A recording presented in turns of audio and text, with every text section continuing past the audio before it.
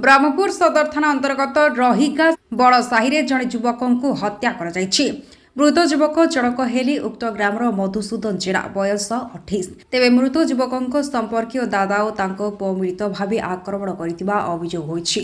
घटनास्थल में सदर थाना पुलिस पहुंची तदंत आरंभ कर पूर्व शत्रुता को नहीं बुधवार दिन रात्रि उभय पक्ष मध्य गंडगोल होता। एथिरे मधुसूदन गुरुतर हेबा परे किछि समय पर घटनास्थल में मृत्यु हो जाइतिला। अन्य पक्षे आक्रमणकारी प्रसन्न जेना मध्य आहत होइतिबारु तांकु डाक्तरखाना रे भर्ती करा जैतिबा बेले शिबु जेना अरब शिव फेरार रहितिबा पुलिस सूत्रु जणा पड़िछि।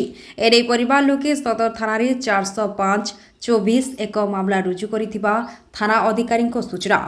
गंजाम जिल्लारु शंभुशेखर मिशंको रिपोर्ट कौशल टाइम्स।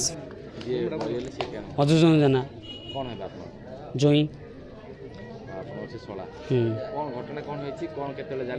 आम 8टा पर जानलु बिलु पड़ू आइला देखला सी बापू कौन बाड़ाड़ी कर मारी काति कि खंडे हाथी कौन हाथी मुंडा दता